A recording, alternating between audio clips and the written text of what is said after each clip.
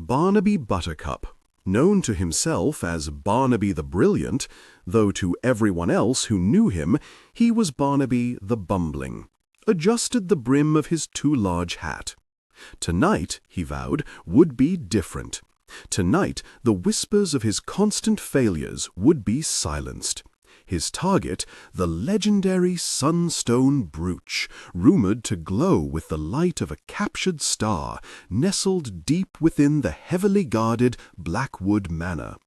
Barnaby was not a malicious soul, merely a profoundly misguided and spectacularly uncoordinated one, driven by a romanticized notion of thievery gleaned from dusty paperbacks. He wanted to be a master of shadows, not a master of tripping over his own feet. His journey to Blackwood Manor began with a slight misstep. Attempting a stealthy approach through the adjoining woods, he mistook a particularly robust root for a fallen branch, sending him tumbling head over heels into a patch of surprisingly prickly brambles. He emerged, grumbling, with several new tears in his already worn black attire and a leaf stubbornly clinging to his nose. A true professional, he thought, would never have such an issue. He carefully picked the leaf off, then promptly dropped it, only to step on it and slide slightly in the damp earth.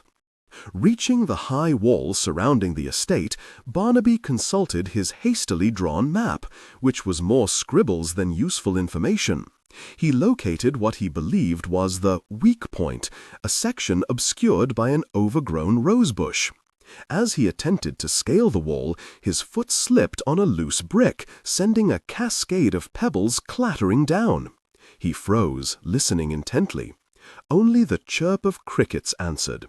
Relieved, he continued his ascent, only to become hopelessly entangled in the thorny rosebush.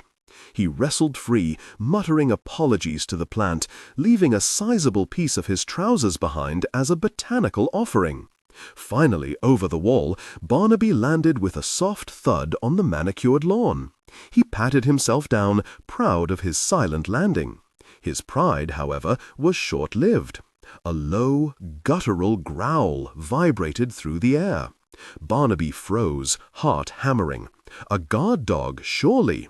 He peered into the gloom, only to see a small, motion-activated garden gnome light up, its painted eyes gleaming menacingly, and a tiny, tinny alarm sound, the kind you might find on a child's toy.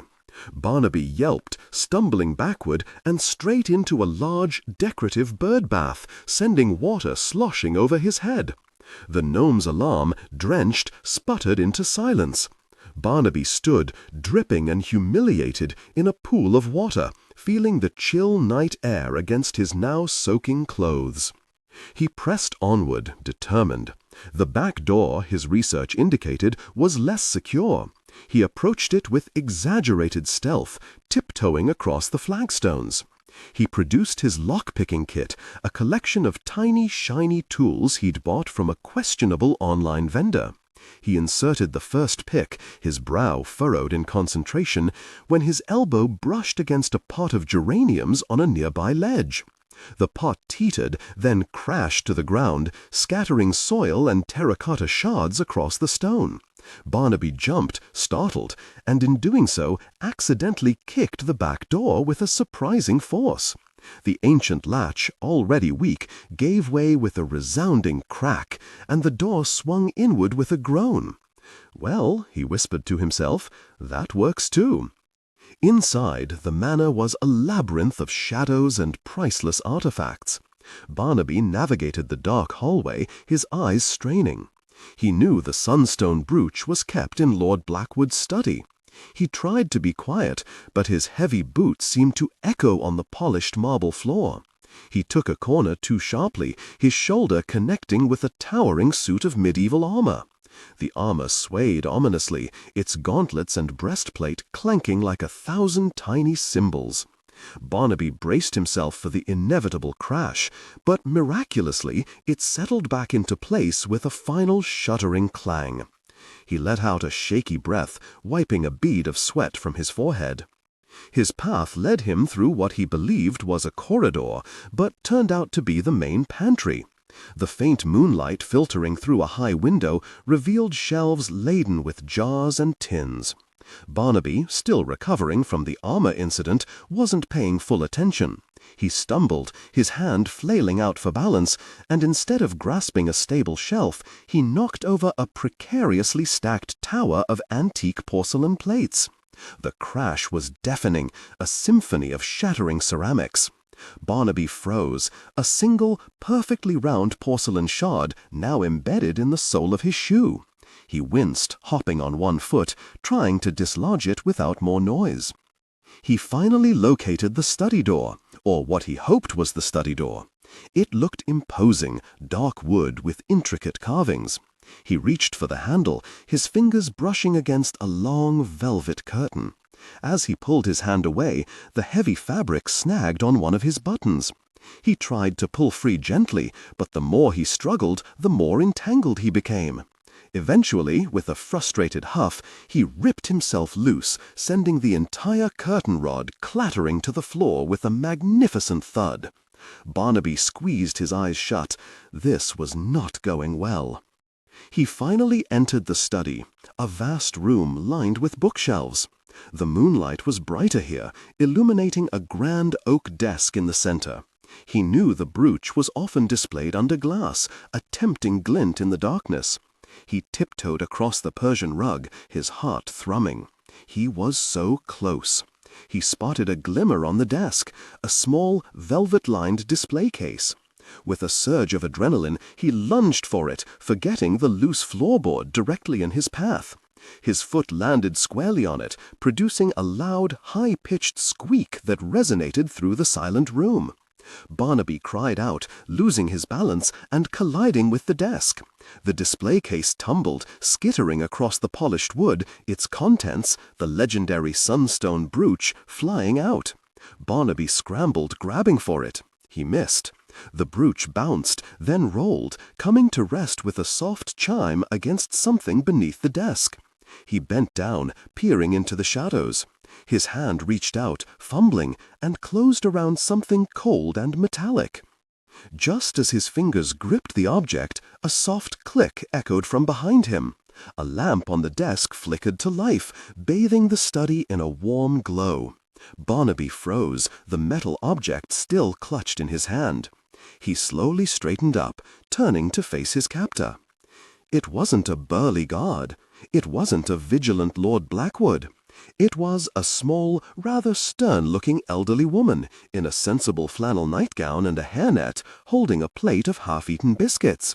This was Mrs. Gable, the manor's formidable housekeeper. She blinked at Barnaby, then at the shattered porcelain, the fallen curtain, the broken door, and finally at the object in his hand. "Good heavens, boy," she said, her voice a dry whisper. "What on earth are you doing? And is that my biscuit tin lid you've got there?" Barnaby looked down at his hand. Indeed, he was clutching the lid to Mrs. Gable's favorite biscuit tin. The actual Sunstone Brooch lay innocently on the floor beside it, a rather dull, orange-colored piece of costume jewelry. Barnaby felt a flush creep up his neck. Mrs. Gable sighed, a sound that conveys decades of dealing with various mishaps.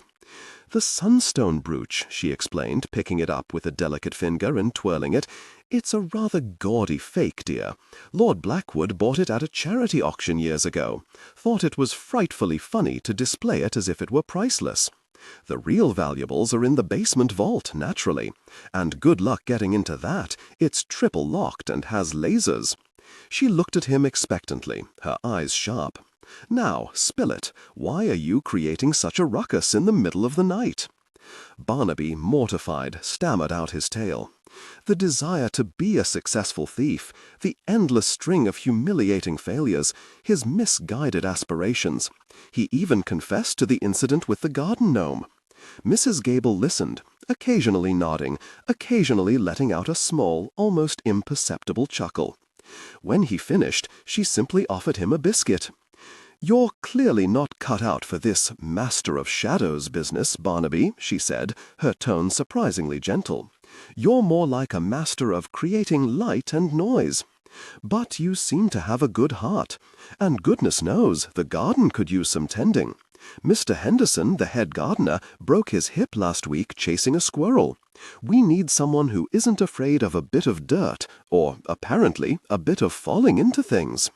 Barnaby looked from the fake Sunstone to Mrs. Gable's kind, if slightly weary face. The idea of tending to plants, of working in the open air, of not having to constantly worry about knocking something over, felt liberating. He could be Barnaby the gardener, Barnaby the helpful, Barnaby the clumsy, but at least not the criminal. "I suppose," he said, taking a biscuit, "I could give that a try, as long as there aren't too many suits of armor in the rose beds." Mrs. Gable smiled, a rare sight.